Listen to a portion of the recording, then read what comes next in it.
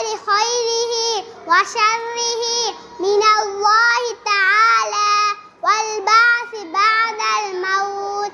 ঈমানে মুফাসসালের অর্থ আমি ঈমান আনিলাম আল্লাহ তাআলার উপর, আমি ঈমান আনিলাম তাহার ফেরেশতাগণের উপর, আমি ঈমান আনিলাম তাহার কিতাব সমূহের উপর, আমি ঈমান আনিলাম তাহার রাসূলগণের উপর, আমি ঈমান আনিলাম আখিরাতের উপর, আমি ঈমান আনিলাম ভালো মন্দ তাকদীরের উপর, আমি ঈমান আনিলাম মৃত্যুর পর পুনরায় জীবিত হওয়ার উপর।